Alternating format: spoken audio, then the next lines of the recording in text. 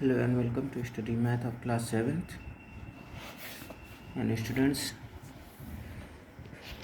we were solving the problems of exercise 1.3, and in the previous class we have solved till third section, and today we shall proceed from fourth question. So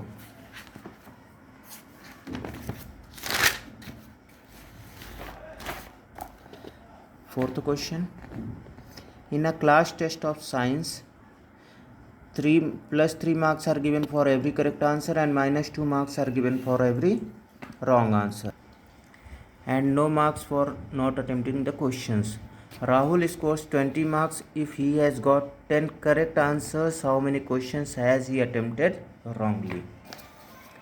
तो हमारा question कह रहा है कि एक class test में 3 marks दिए जाते हैं हर सही आंसर के लिए और 2 मार्क्स काट लिए जाते हैं हर गलत आंसर के लिए, और अगर आपने क्वेश्चन नहीं अटेम्प्ट किया तो कोई मार्क्स नहीं दिए जाता।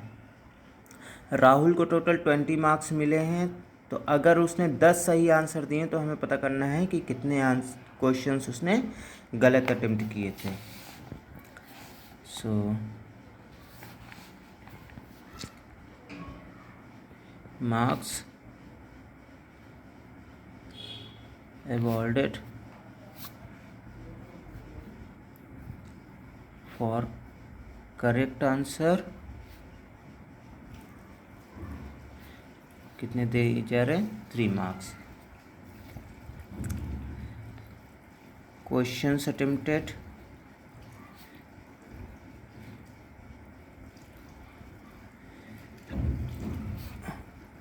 Correct questions attempted 10 questions attempt किए थे, सो मार्क्स फॉर करेक्ट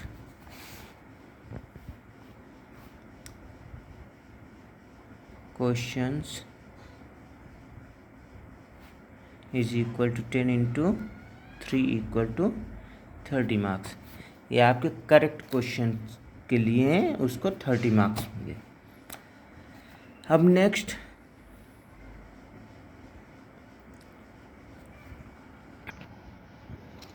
अब नेक्स्ट हमें पता करना है marks obtained for wrong answer is equal to 20 minus 30 equals -10। कैसे? ये 20 हमारा, अगर आप लोग क्वेश्चन पढ़ेंगे तो राहुल को 20 मार्क्स मिले हैं, ठीक है। टोटल स्कोर उसने 20 मार्क्स किया है, तो ये 20 यहाँ से आया है। ये जो 30 है वो टोटल उसके सही क्वेश्चंस के लिए है, लेकिन उसको स्कोर कितना किया उसने? 20 स्कोर किया, 30 तो स्कोर किया नहीं है। इसलिए हम 20 माइनस 30 कर देंगे तो हमारा आंसर आ गया -10। ये -10 मार्क्स उसको मिले हैं, कटे हैं किस में? रॉन्ग आंसर के लिए। और marks awarded for wrong answer, marks awarded for each wrong answer, each wrong answer के लिए कितने मार्क्स अवार्ड किए जा रहे हैं? -2। ओके, देयरफॉर अब नंबर ऑफ रॉन्ग आंसर हमें पता करना है। नंबर ऑफ रॉन्ग आंसर्स या questions equal to -10 divided by -2। ये जो रॉन्ग आंसर्स के लिए उसको मार्क्स मिले उसको हम डिवाइड कर देंगे मार्क्स प्रत्येक गलत आंसर से, तो हमारा आ गया कितना? -10 अपॉन -2, माइनस से माइनस कैंसिल, तो आ गया हमारा 5। तो उसने कितने रॉन्ग आंसर दिए हैं? 5, and this is your required answer. एक बार फिर समझा रहा हूँ, समझ लीजिए कि क्वेश्चन हमारा कह रहा था कि एक क्लास टेस्ट में साइंस के 3 मार्क्स दिए जाते हैं प्रत्येक सही आंसर के लिए और 2 मार्क्स काट लिए जाते हैं प्रत्येक गलत आंसर के लिए, और अगर कोई भी क्वेश्चन नहीं आपने अटेम्प्ट किया है तो कोई मार्क्स नहीं दिए जाता। अब राहुल ने टोटल स्कोर किया है 20, राहुल का टोटल स्कोर 20 मार्क्स रहा है। तो अगर उसने 10 सही आंसर दिए हैं तो हमें पता करना था कि उसने कितने गलत आंसर दिए हैं। तो प्रत्येक सही आंसर के लिए 3 मार्क्स दिए जा रहे हैं। और राहुल ने कितने क्वेश्चन अटेम्प्ट किए हैं? 10 क्वेश्चन। तो टोटल सही क्वेश्चंस के लिए उसके टोटल मार्क्स कितने हो गए? 30। लेकिन मार्क्स स्कोर कितना किया है राहुल ने? 20 किया है। तो अब हम पता कर लेंगे कि उसने कितने रॉन्ग आंसर दिए हैं। तो हम 20 - 30 कर देंगे, तो उसने जो रॉन्ग आंसर के लिए उसके मार्क्स हैं वो हैं 10, राहुल ने जो स्कोर किया। अब साथ ही हमारा क्वेश्चन में कहा जा रहा था कि प्रत्येक गलत आंसर के लिए हमारे कितने मार्क्स काटे जा रहे हैं? 2 मार्क्स। तो अब हम नंबर ऑफ़ रॉन्ग आंसर्स निकाल लेंगे। जो उसका रॉन्ग आंसर के लिए मार्क्स मिले राहुल को, डिवाइड कर देंगे उसको ईच रॉन्ग आंसर के मार्क्स से।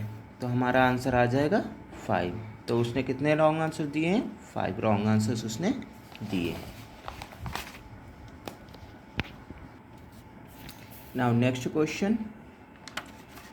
An elevator descends into a coal mine at the rate of 5 meters per minute. If the distance stands from 20 meters above the ground level, how long will it take to reach 250 meters?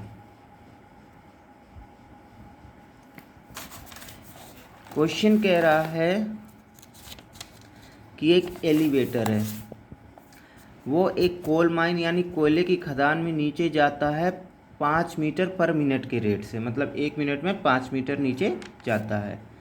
अगर वो elevator ज़मीन से 20 metre ऊपर से शुरू होता है तो उसको ज़मीन के नीचे 250 मीटर तक जाने में कितना टाइम लगेगा, हमें ये पता करना है। तो हम पहले क्वेश्चन समझते हैं। ये हमारी मान लीजिए ज़मीन है। अब एक एलिवेटर है, उसको यहाँ नीचे 250 मीटर जाना है नीचे की तरफ, इसलिए हम इसको -250 से डिनोट करेंगे, ठीक है। और साथ ही ये भी क्वेश्चन कहा जा रहा है कि वो एलिवेटर यहाँ ज़मीन के ऊपर 20 मीटर ऊपर से आ रहा है, मतलब यहाँ पे भी 20 मीटर है, यहाँ से वो चलता है और यहाँ से यहाँ तक ग्राउंड तक की डिस्टेंस है 20 मीटर और यहाँ से यहाँ तक की है 250 मीटर। सो अब हम पहले क्या करेंगे, टोटल डिस्टेंस निकाल लेंगे। टोटल डिस्टेंस हमारी कैसे आएगी? हमारा जो 250 मीटर है ये और ये, हम इन दोनों को क्या करेंगे, ऐड कर देंगे। क्यों? क्योंकि ये 250 मीटर यहाँ तो जाएगा ही जाएगा, ये नीचे वाले में तो जाएगा ही, लेकिन ये 20 मीटर यहाँ का भी कवर करेगा, इसीलिए हमें टोटल डिस्टेंस निकालनी है। तो मतलब कि हमें ये यहाँ से यहाँ तक का पता करना है कि कितना टाइम ले रहा है। तो टोटल डिस्टेंस हमारी कितनी हो गई? 250 + 20 = 270 मीटर। क्लियर? रेट क्या है? रेट ऑफ डिसेंडिंग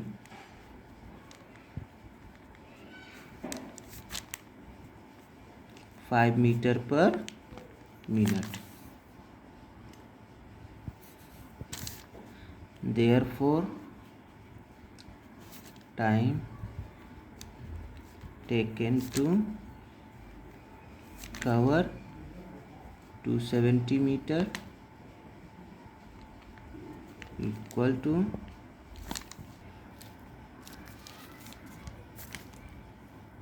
अब हम यहाँ पे क्या करेंगे, अभी जब हमें टाइम निकालना है तो हम जो टोटल डिस्टेंस है उसको हम डिवाइड कर देंगे जो उसकी रेट है, मतलब स्पीड है।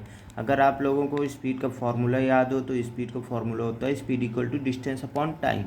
उसी तरह हमारा टाइम का फॉर्मूला होता है डिस्टेंस अपॉन स्पीड। तो हमारी टोटल डिस्टेंस 270 है, जो रेट है मतलब स्पीड है वो है 5 मीटर पर मिनट। तो अब हम निकाल लेंगे 270 डिवाइडेड बाई 5। तो हमारा आंसर 270/5 इक्वल टू डिवाइड किया आ गया 54 minute and this is our answer. फिर से एक बार समझा रहा हूँ। क्वेश्चन हमारा कह रहा है कि एक एलिवेटर है जिसको ज़मीन में 250 मीटर नीचे जाना है और इसकी जो स्पीड है या रेट है वह 5 मीटर पर मिनट की स्पीड से ये नीचे गिर रहा है, मतलब 1 मिनट में 5 मीटर की डिस्टेंस कवर कर रहा है। और क्वेश्चन में ये भी बोला गया है कि वो एलिवेटर ज़मीन से 20 मीटर ऊपर टिका हुआ और उस दर से वो नीचे गिरना शुरू करता है। तो हम टोटल डिस्टेंस निकाल लेंगे पहले कि ये 20 प्लस ये 250 हमने निकाल लिया, तो हमारा आ गया 270। अब रेट ऑफ डिसेंडिंग क्या था, 5 मीटर पर मिनट। तो अब हम टाइम टेकन निकाल लेंगे कि कितना टाइम उसको लग रहा है। तो हमने टोटल डिस्टेंस को डिवाइड कर दिया स्पीड से, तो हमारा टाइम आ गया 54 मिनट। स्टूडेंट्स, आज के लिए बस इतना ही, बाकी क्वेश्चंस नेक्स्ट क्लास में। Thank you.